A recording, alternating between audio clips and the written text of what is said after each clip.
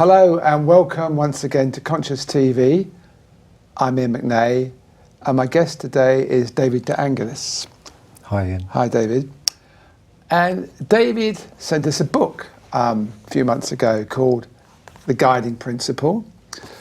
And I quite like this book. We get lots of books at Conscious TV. There's something about it I quite like. So we had a talk on the phone and it's had a bit of time, but we've got him to come to the studio for an interview. He's also written two other books. One is more of a work manual, Living Actualized, a radiant operating system for human beings, one simple action. And out of character of these, he's written a science fiction book called The Seed, which we'll talk briefly about at some point. So we're going to cover his life, as we often do on Conscious TV, and also talking about what the guiding principle is and how it can maybe affect your life. So, David, one of the things that you sent me, some notes that you sent me originally, was you said very early in life you found it impossible to believe what most people presented to you as facts. So tell me more about that. Yeah, I mean, it's interesting to look at that from an adult perspective and put oneself back as a child and imagine what that was like.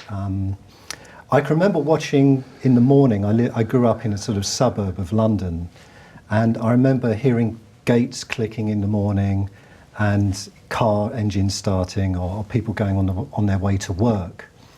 And I remember wondering, why does it, or thinking to myself, you know, as a very young child, why does everybody just do this? And I remember asking my dad, and in a sense, he couldn't really give me a satisfying answer. You know, he said that's because that's what we have to do.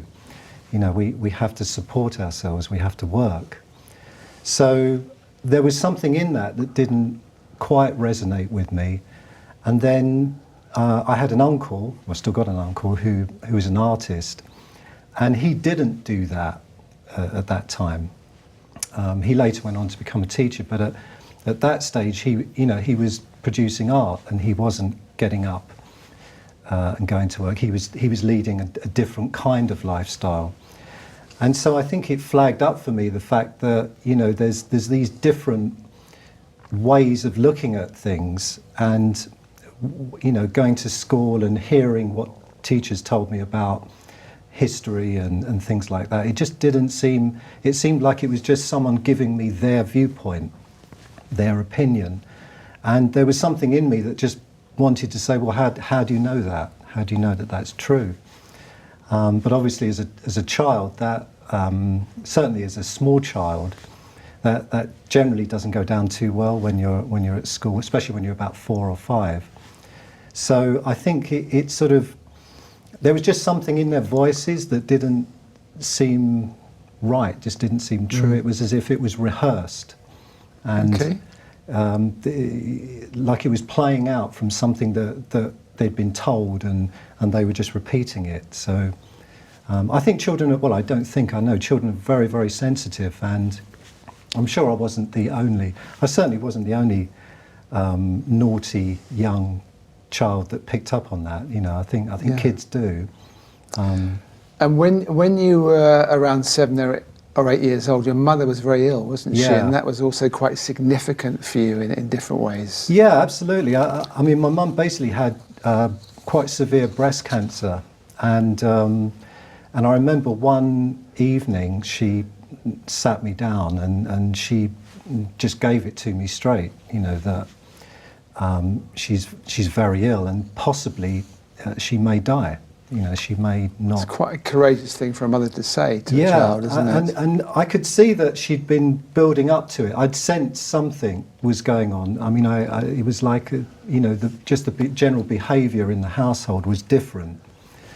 And in some way, I was almost expecting something, but I wasn't expecting that. You know, it could be that I kind of thought, well, are my mum and dad going to split up? Are they, you know, are they going to leave each other or something like that? But I wasn't really expecting her to tell me that she could possibly die. And it was like a bolt of lightning. I mean, it really hit me. that we can die. You know, the people You don't that, really think about it, do you, when No. you're a kid? I mean, you see things dead. Yeah. And you see like. But you don't personalise it. Yeah. No. So it was really. In a way, it wasn't upsetting. It sounds strange to put it in that context. I didn't feel upset. What it did, it made me become incredibly alert. So it stopped the kind of meandering mind, in a sense, and I was just so present in the room with her, and I kind of noticed that something was different. I noticed that my attention was fully there, and it kind of made me feel present to things, you know, in a way that I possibly wasn't quite so present before. And a certain capacity developed in you, didn't it, after that? Yeah, absolutely. I like I said, I don't know quite how it all came together or how this worked, but it was as if someone had put a switch on, and I suddenly developed a real skill for art, and you know, was really taken with creativity, and in you know, I had a passion, I had a real zest for creativity. And I would crave paintings and art materials, and you know, I would just want to look at things and kind of reorganize them on paper or three-dimensionally. And I did actually have quite an advanced drawing ability. I discovered that I could represent things, you know, incredibly well, and bring them to life in an artistic way. So did this come out because of the news that your mother told you, do you think? I think that was a real factor in that happening. So somehow it cracked open your conditioning and your expectations of life, something, and it gave a space for something new to emerge. I think it, like I said, I suddenly became, you know, alert, and I think that alertness, in a sense, made me or gifted me a way of looking at things that I could go into detail, and you know, like I would look at a flower, or I would look at a glass of water, and I would really want to go into it, and art at the time was, or you know, a visual way of doing it was what seemed appropriate, and it was one of the things that facilitated an investigation. You know, like I wasn't the kind of kid that caught insects and cut them open to see how they were made. I wasn't interested in doing that. I was interested in looking at them and drawing them and finding out, you know, what are the shapes? What, you know, how do the shapes work? How is this shape alive?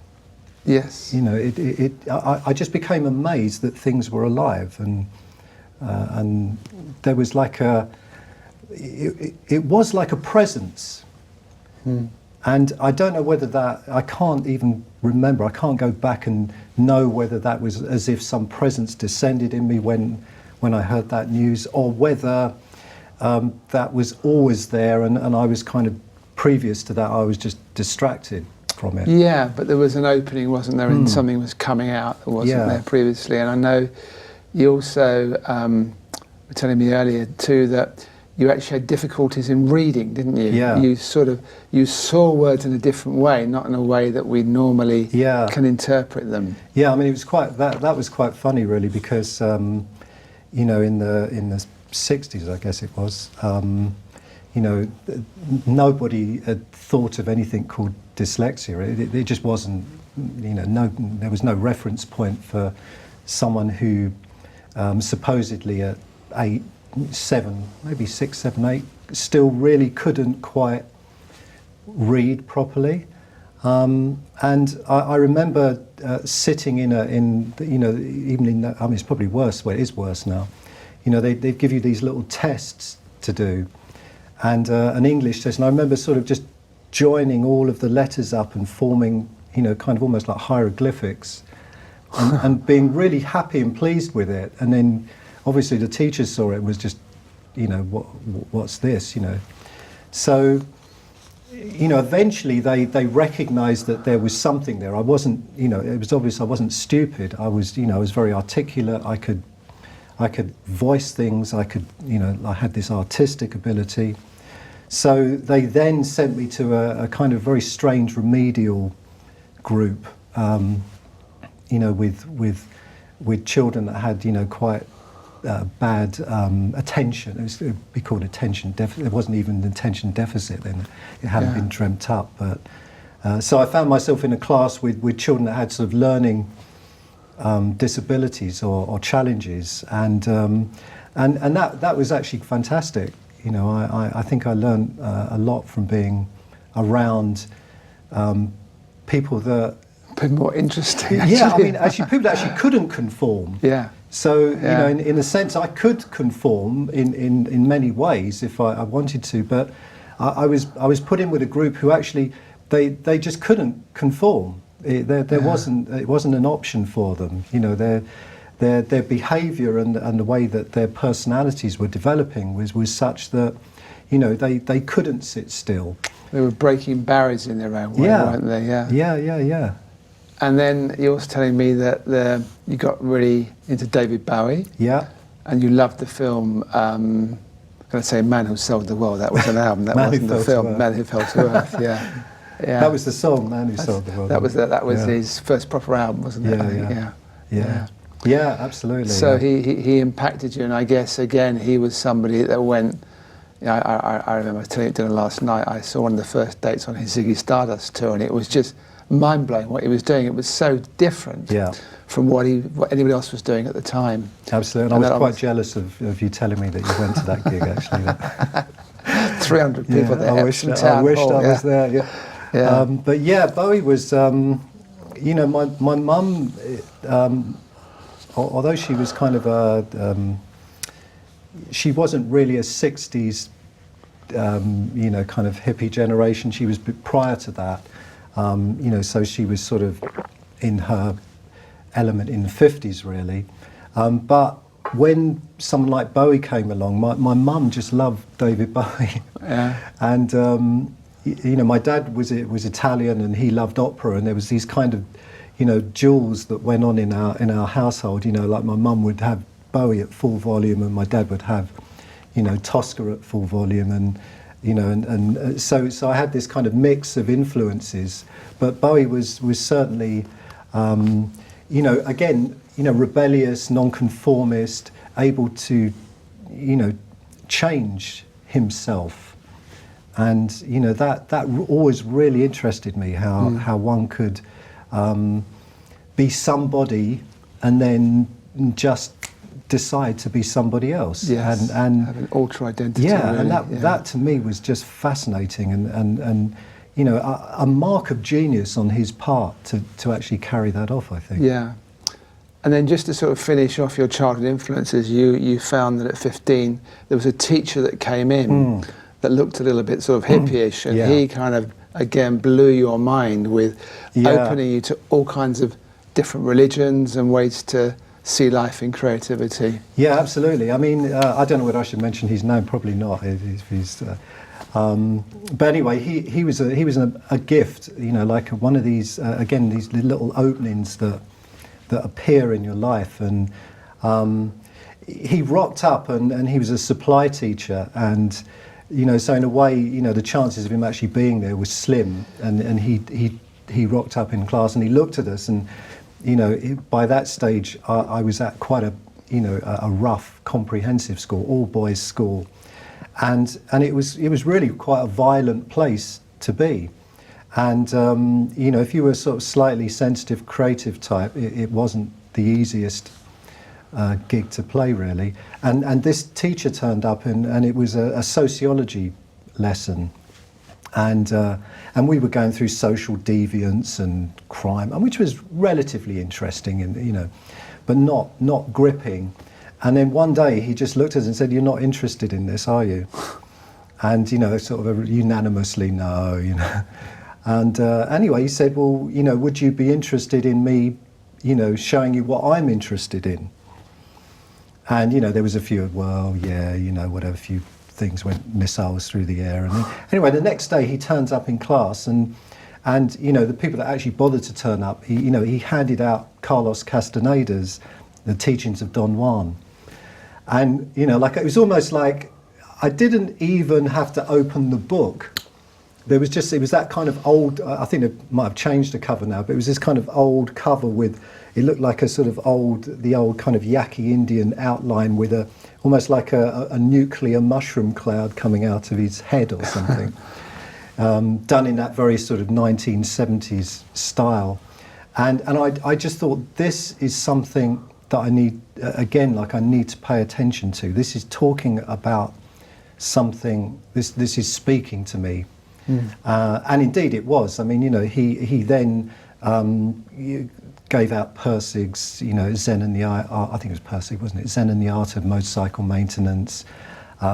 All sorts of different philosophies, and, you know, which at that age I wasn't, you know, kind of reading Zen, and I've yet to find someone that actually understood it, I think, even to this day. But just to be presented with this kind of information was, it was mind-blowing, but it was also, suddenly there was an excitement. You know, I felt that life had gifted me again something that was, you know, it was really. And also the people that have the courage in those kind of jobs to take a risk. Yeah. And go with something completely different, because that's difficult for them, because they're, like we started the program, you know, so many people really, they've got the convention and they're told with their job what to do. But the ones that are willing to just try an opening, that doesn't have to be too dramatic, and just offer something different.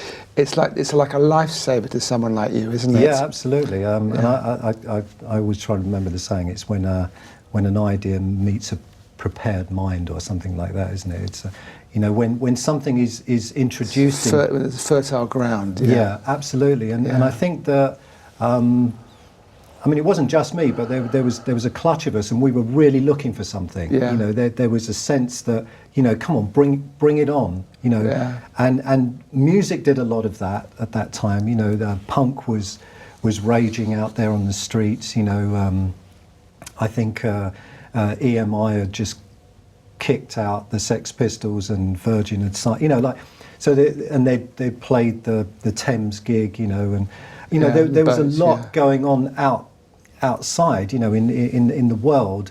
And I think that we were just at a time when we just kind of, we just said, bring it on, you know. Maybe it was, I think punk might have already done that, but there was the sense of that in the air. It was kind of new wave, and a lot was happening. Anyway, to move on, then you started your own design agency a few years later, and you kind of took your spirit, which you'd learned various stages in life, and you were pretty far out, weren't you, as a design agency? Yeah, I mean, it's quite funny now to look at how, you know, organisations like Apple or Google, you know, they have offices where they've got pool tables, and you can go and lie down and listen to, you know, transcendental music, or, you know, I kicked this company off with a friend of mine. We were very good friends, and we shared a vision. You know, we really felt that we were working in a particular design agency, and in a way we were just looking and saying, what on earth are we doing here? You know, so eventually, you know, if one's courageous enough, you it's almost like you can't not follow that part of yourself that needs to do something. You know, it's calling you. So we started this agency, and we had like a section in the room where you could just go and paint. We had another. It was almost like a sort of weird art college with a business kind of bolted onto the end of it to sort of try and facilitate paying for all of us sort of being there. So you were having fun living your dream, and also just about making a living out of it. Yeah, absolutely. I mean, and it was just about. I mean, it was very, very precarious for quite some time. And at one point you had this phone call from somebody saying they were Mr. David Bowie. What happened? This call comes in. Yeah. Well, we had a receptionist who was on work experience. She was very young, and I'm not sure she'd even you know, heard of David Bowie, actually. I mean, and she put a call through to me just before that, we'd not long risked everything and moved into this sort of incredibly beautiful design studio with sort of Gothic windows and, you know, everything was curved. You know, we'd sort of taken the ultimate risk and moved into this space, you know, which was a beautiful space. It's now actually a dance studio, ironically. And this call came through, and in some ways it was a bit like, I think when we were speaking last night, you know, there was something in me that always kind of sensed that something was going to happen. And I would even joke with my friends and say, you know, we're going to get a big call one day. Something's going to happen. Something, and then this call came through, and she's the girl on reception said to me, you know, David, I've got a Mr. David Bowie on the line for you. And part of me thought, is that David? You know, could it be? And I thought, no, it's probably one of my friends just, you know, having a laugh. And as soon as I took the call, you know, it's like his voice, when you really hear him speak, it's just unmistakable. It was Bowie. Yeah. And I was so taken aback, I almost couldn't speak. You know, it was like, you know, what on earth do you say to someone that's been your music hero, you know, an icon from you know, what do you say to someone like that? And he's, you know, incredibly good at putting people at ease. You and know? within 24 hours, he was sitting in front of you, That's and you right. were working on projects, and you were telling me you ended up designing 2 album covers for him and doing art projects. And so it just shows you what can happen, doesn't it? When you create the space, and somewhere in your believe you're living your dream, a door can open. Yeah, absolutely. And I think if there's a takeaway on that, it really is kind of when I feel strongly that when somebody creates the environment, a fertile, like you said earlier, fertile ground. Yes. Yeah. When you create fertility, you know, fecundity in the environment, it does become attractive, and it's almost like it's unquantifiable as to what will come out of that. Something starts to grow. Doesn't Yeah, it? You don't know what it something is. starts to grow, and there's a feeling. There's a very visceral feeling that something is going. You know, like I said, something's going to happen. Yeah.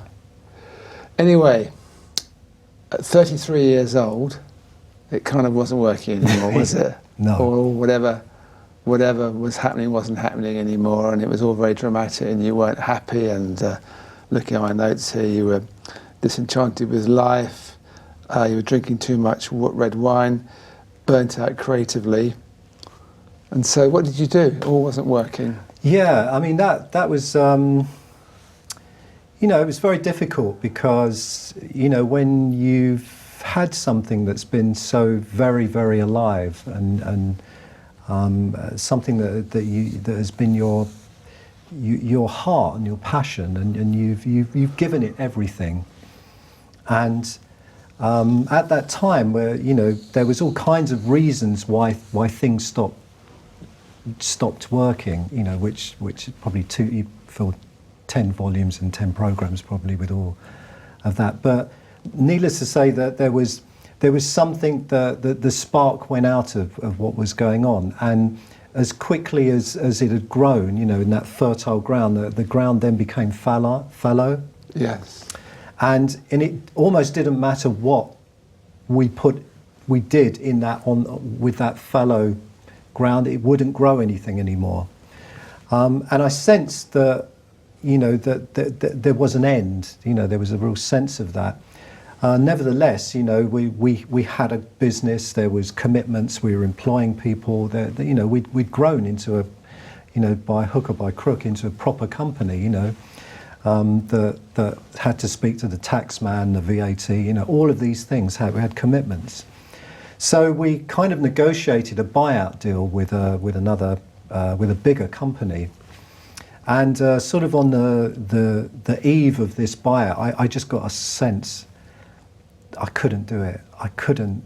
It was almost like suddenly there was there was this offer of it was like real security, and this company was, they were, I'm not saying I've got anything against people being conventional. I haven't. But security and real creativity don't work together. There was something that just, it just didn't work for me. And I remember that at that time, I had a company credit card, and I knew that I had a limited amount of time on that before, that would be taken away.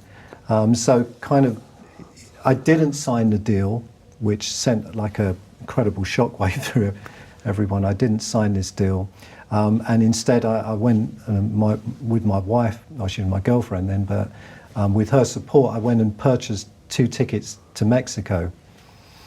And I didn't know what was going to happen. I had no idea. I just knew that I was walking away from this dream that I'd spent years creating, and I didn't know what was going to come. I didn't know how I was going to survive. I didn't know what I was going to do. Yeah. In your book, you call this chapter the shadow. Yeah. And it was very much about confronting your shadow, wasn't it? Yeah. I mean, we hear a lot about shadows, and what's our shadow, and for me, really, it's kind of all the sort of pent up little nasty, irritable, angry, aggravated part of ourselves that feels anxious and dissatisfied, and always looking for something, and it doesn't quite know what it's looking for. And that journey, which traveling through Mexico and Guatemala,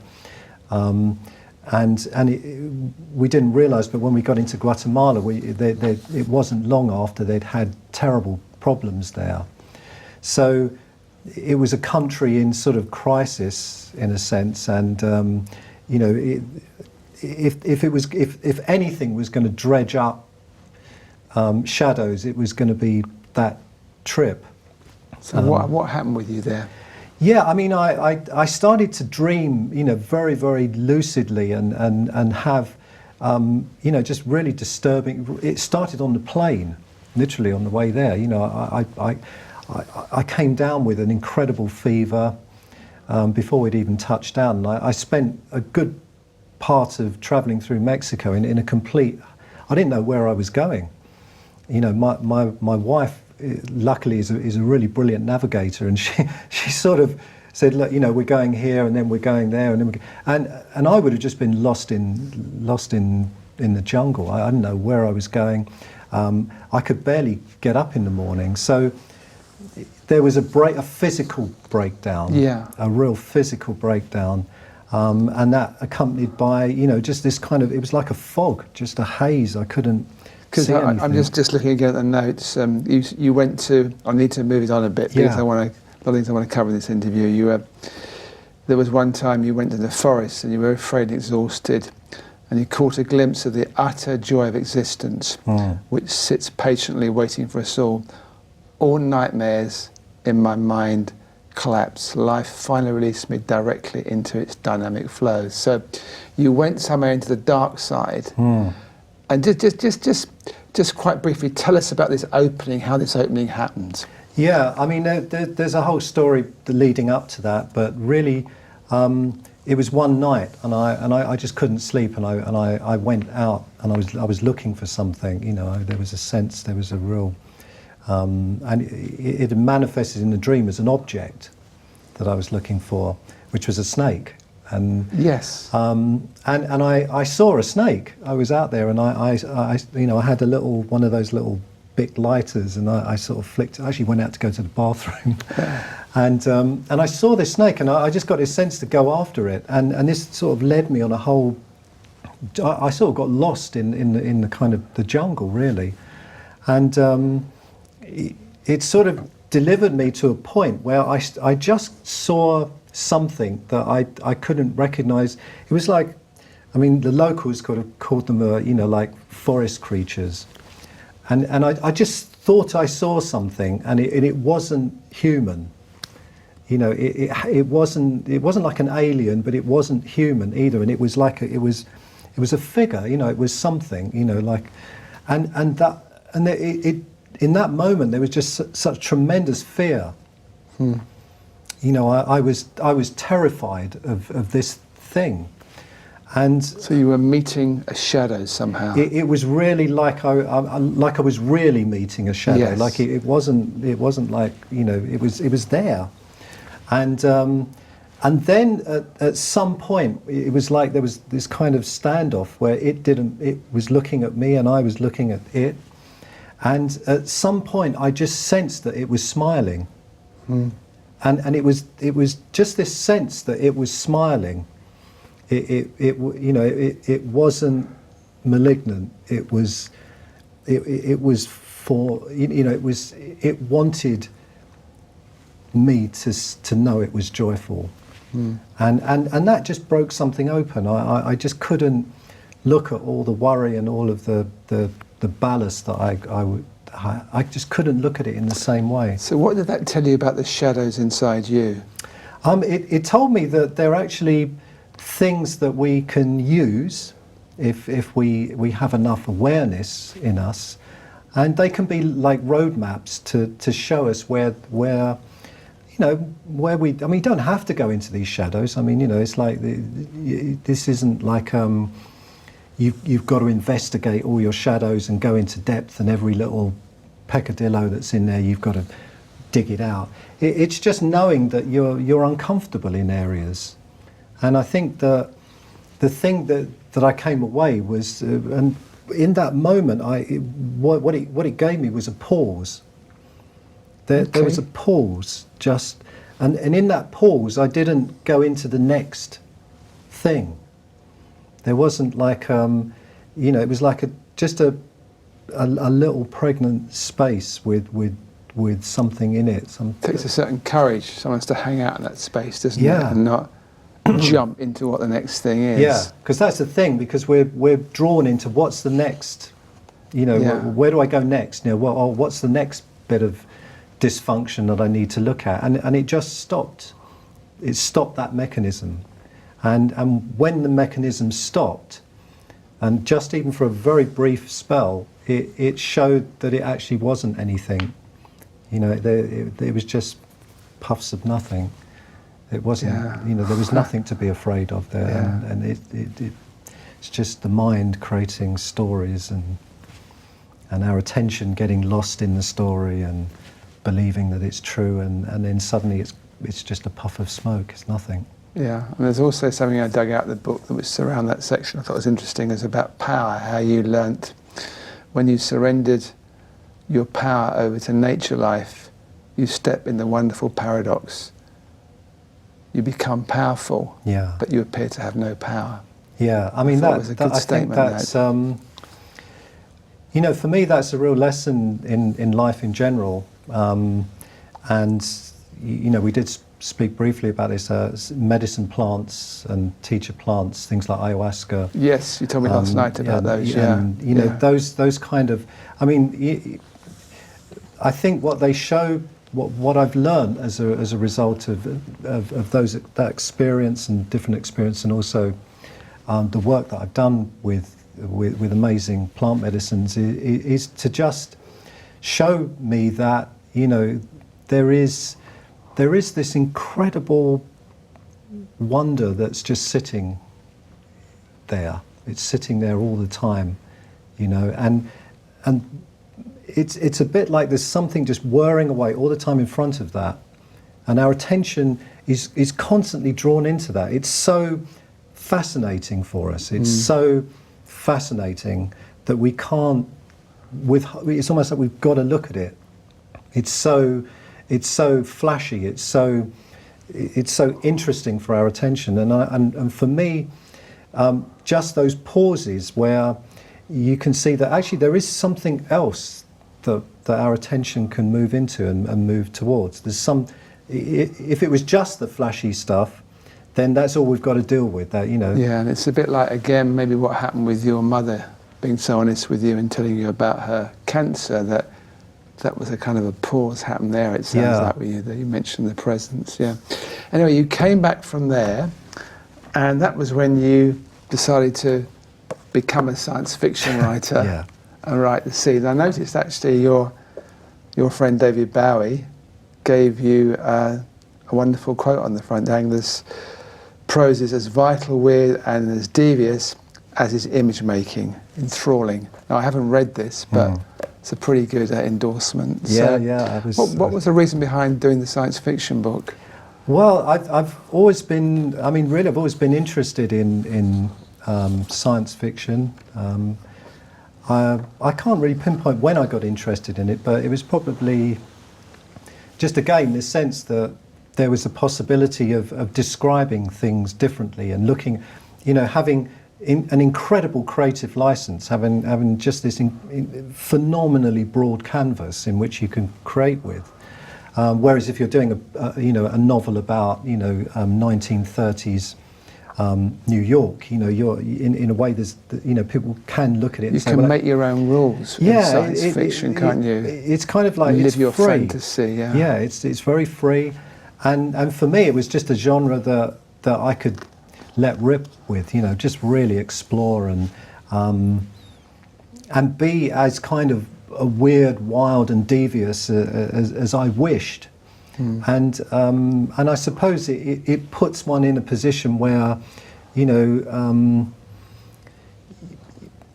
mean, the book got a lot of criticism, but some good, some bad. It went out for reviews, and some people just said, "Oh my God, it's just like an LSD trip. The whole book. I don't understand any of it. It hasn't got a proper linear." And really, that was my point. That again, like even with writing books. People like William Burroughs did this beautifully, and Bowie again with his torn up lyrics.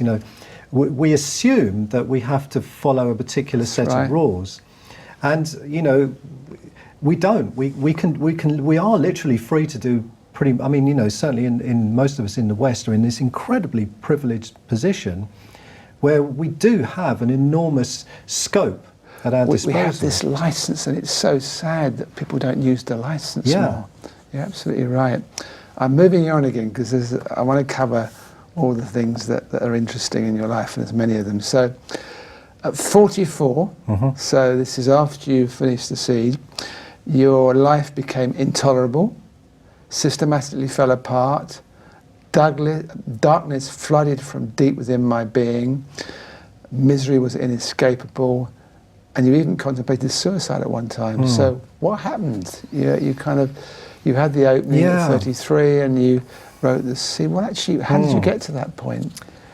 Probably because I'd done all of those things and they hadn't really... There was still something that wasn't sitting comfortably with me. I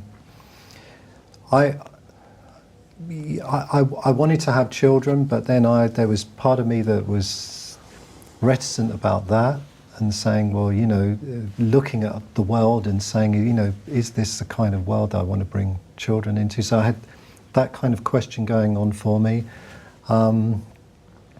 My father had died, and I'd been with him, sort of leading up to his death, and then my mother died not long after him. So I'd had quite a few. My grandmother passed away, who I was very close to. So I'd had a lot of bereavements going on so things were kind of falling apart in a way again. But there was also a sense, I'd kind of been looking, and I'd gone through. In between all of that, I'd gone to India.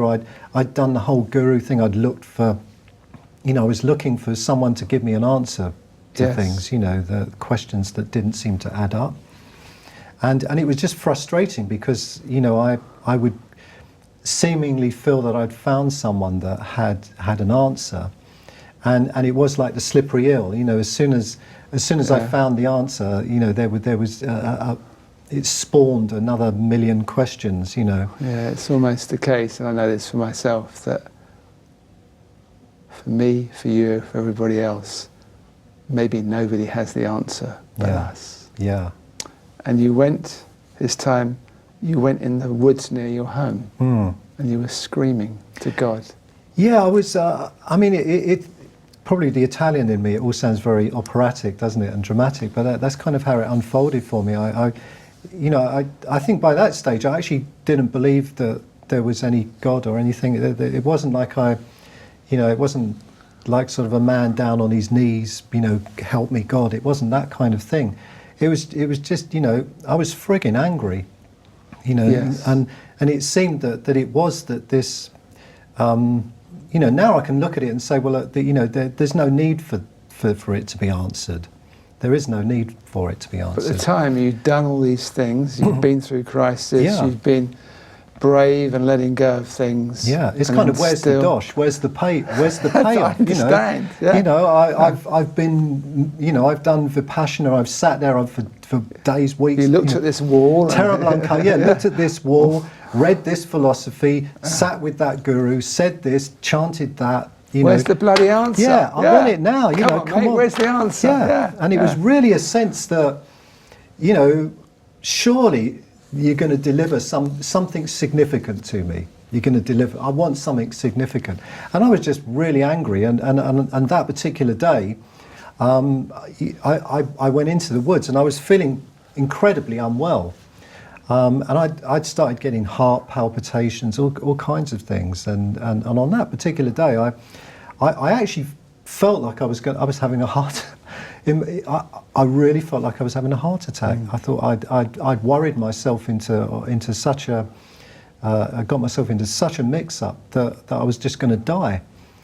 And what happened in the wood? Well, it was really interesting because I got a sense that I just needed to be on the ground, and it was pouring with rain, and I mean it was in Hampstead, and it was maybe I can't say this, but it was yeah, of course I can.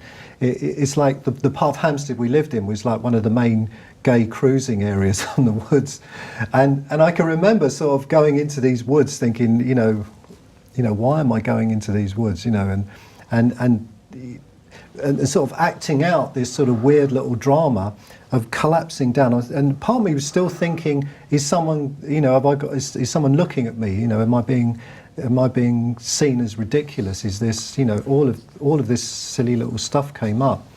But at some point, it was as if something really just went snap. And it was like it was a sound. It was like something physical, because you say here it's something physical happened. Yeah, yeah, it was like somebody, putting their foot there and like snapping a bone or something. Yeah, and it was just a shock, and it kind of stopped. It sort of stopped like before with the sort of shadow creature. There was a pause, but this time it was a pause where there really wasn't. The mechanism of thought, all that worry and thought and stress and trying to figure things out, just literally stopped. You say, all thought instantly ceased, just vividly aware, realised that the belief that you were separate from God and nature had caused your suffering. Yeah.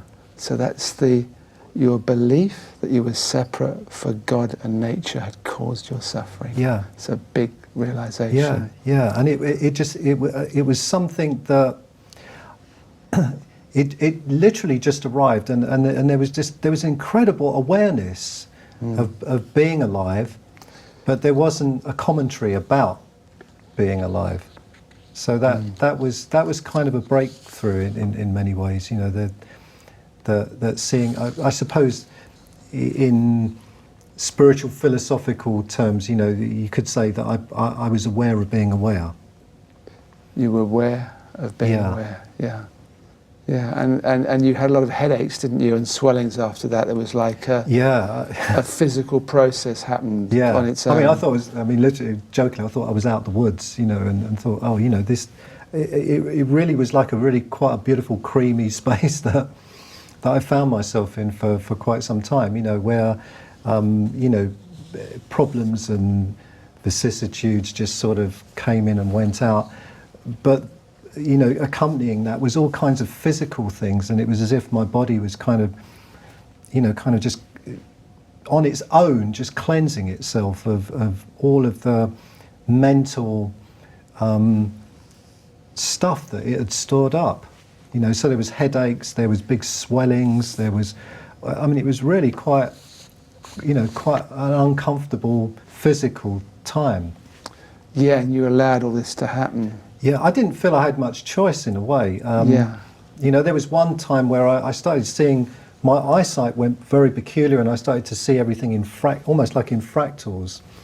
And you know, I was really quite, I mean, actually I wasn't alarmed. I think it was sort of people around me were a little bit more alarmed and said, look, you better go and get this checked out. So I went to the hospital and sat in their A&E for about 2 hours. And in the end, I just thought, well, no, I'll just go and sit out on the heath and sit under a tree and just be with it rather than try and, Yeah. you know, it didn't seem like it was dangerous. It didn't seem like it was threatening. It just seemed quite pleasant in the end, and it was almost like I was seeing differently, and it's like, you know, like animals, bees see in infrared, you know. And you felt you had things crawling over your body? I could really sense that there was just flows of energy, you know, coming out of trees, dancing through. It was like you know, kind of a great dance of life, I suppose, that just played out for me as if, and it was almost as if it was just playing out for me, you know, saying, look, here I am, you know. Something else I highlighted from the book, which I thought was important, was you realised how hard and unforgiving your life had been. I think a lot of us can do with looking at that, how hard and unforgiving our life has been. And it's very difficult, isn't it? Right from the beginning, when we talked about your childhood, you get into the, let's say, the mainstream of life, the norm of life, the consensus of what life is about, and actually to pull out of that is hard, and also to stay in it is hard as well. Yeah, I think There's that's no easy what answer, really. I found that perhaps before that I'd looked with a reasonably critical eye on people that played the game, and actually I think after that I looked at people with a compassionate, you know, with a new compassion, and realised actually it's just not easy being, you know, I can't blame anybody for just towing the line, you know, because the minute you get off the train, as if it were, then, you know, you've got to make, it does take courage, and you've got to make an investigation. It calls you to do something the minute that you get off that, you know. Yes, and also something else that I highlighted was you felt a huge amount of tension dropped away from your body. Yeah. So again, coming out of that mainstream thing, something can settle, can't it? I think it does. I mean, you know, I've now spoken to, you know, almost countless people that have had that experience. You know, I don't think I'm not saying anything of this is unique to me. I think one thing that I have come away with is that how connected we all are on that experiential level. So we all have different patterns, you know, we all have different patterns of life. And I think it was Viktor Frankl said, you know, in Man's Search for Meaning, you know, we all come into this with kind of like a vocation or something to fulfill. Now that's an abstract term, but, you know, he was saying that in a sense there's kind of a latent potential in everyone, in everything, and sometimes there can be just things that drop into our life that trigger that or catalyse that potential. Yes. And other times it just gets passed by. You know, it's a bit like a sweet chestnut tree. You look at it and it's so abundant in how many seeds it chucks out, but only one of those or none of them turn into a tree. So I think humanity tends to have that as a way of dealing with things. You know, it will give an incredible abundance of life out there, an incredible, you know, realms of possibility, incredible realms of consciousness to explore. And, you know, again, you know, all of those seeds, if they don't fall on the right soil, they don't turn into you know, they don't bear fruit, they don't grow into things. Yes. So, you know, leading a life that you go through your life and nothing much happens and you die at the end, you're still part of the tree. You've still come off, and and also actually a lot, even in a life where it doesn't seem much happens, a lot happens. That's true, actually. Yeah. It's easy to make a judgment again about that. I want to mention one more thing which I thought was interesting, and then we'll spend the last 5 minutes or so just you running us through a quick version of the guiding principle. So you actually found going to talks by Roger Linden quite helpful. And Roger Linden had one of the early days of Conscious TV about 5 years ago. He was a guest and he sat on the sofa there and he told us about his life and his work. So what did you get from going to these Roger Linden talks? Because he's a non-duality teacher, basically. Yeah, I mean, he's a non-duality teacher, but he also, I mean, I don't know whether I presume he still does it, but, he was working with the body as well. He was a body worker, healer. Yes. And for me, I mean, non-duality, I did go through that whole, I think we spoke about that, I sort of went through all the usual suspects in that, and really came out not feeling that. You went through pretty thorough in your investigation. Yeah, absolutely, and there was something that rang true in it, but with Roger, because he was dealing with things in the body, and he spoke very eloquently about certain tensions in the body that give us the sense that we are these kind of intimate, separate, gives us a real intimacy of being separate. These discrete creatures. It's a bodily thing. Yes. And for me, that rang true, and he wasn't wasn't imposing a viewpoint on anybody. I mean, I think he just opened up a space for me to just sit with some ideas, and yeah, and it kind of, again, looking at the notes I took from your book, he explained to you that the belief in separation causes a series of subtle but very powerful contradictions in the body. Yeah. And I think, again, that's something that we don't always realise, even on the spiritual path. Absolutely not. This is what we're holding in the body. Well, we've got about 4 minutes left, which isn't very long, but just give us a quick guide of the guiding principle, which, of course, people that want to really know more can get your story here and also get more of the details. But just talk us briefly through the guiding principle. Really, the concept behind the guide, I mean, it is just a concept, of course. It's an abstract concept, and we put it into language to help people, or I put it into language to just help people get the gist of it. My feeling is one of our biggest fears is that if we actually let go, really let go, is there anything there? Is there anything to hold us? Is there anything underneath this whole facade of being or physical me in this world?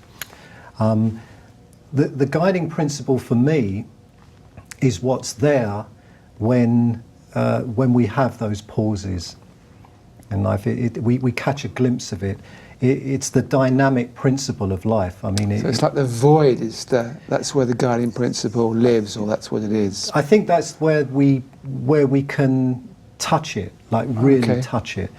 For me, once you go there, once you have that point, you can just go there yourself. It really is just this sense that you are existing. You just touch that sense that you exist. And there's a sense that there's a flow of life. And the guiding principle just is what orchestrates everything. It's like we're not the big movers and shakers that we think we are. There's a lot more going on than we directly perceive through these senses. And I think the guiding principle is something that is just a beautiful orchestration of life.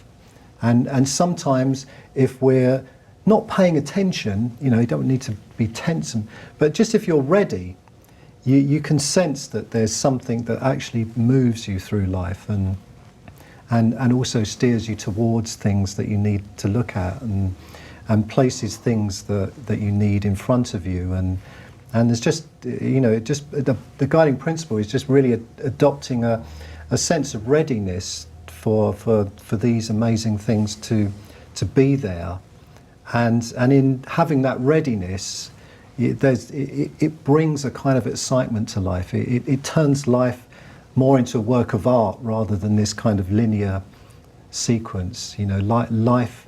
I mean, it might even sound corny, but you know, your life turns into a work of art. I really like that. So you know, the guiding principle is actually the thing that moves the brush, you know, and or makes, Yes, puts things together. that's right. And we think I am moving the brush, Yeah, but actually, it's the guide of. yeah, It's the guide. It's the guiding principle. Is the art terrorist or whatever that's yeah, absolutely. coming out of the the brush. Banksy of reality. Yes. Yeah, yeah. Okay, we're going to have to wind up. I really appreciate you coming into Conscious TV. I'm going to show you your books again. So it's the guiding principle, and I enjoy this a lot. We get many books at Conscious TV, and I kind of it's not a thick read, but it has a lot of the story we've talked about, and also the principles, as David's talked about, of the guiding principle. And then there's the kind of workbook to do with the guiding principle, Living Actualized, and there's the science fiction book endorsed by David Bowie called The Seed. So thank you again, David, and thank you everyone out there for watching Conscious TV, and I do hope we see you again soon. Goodbye.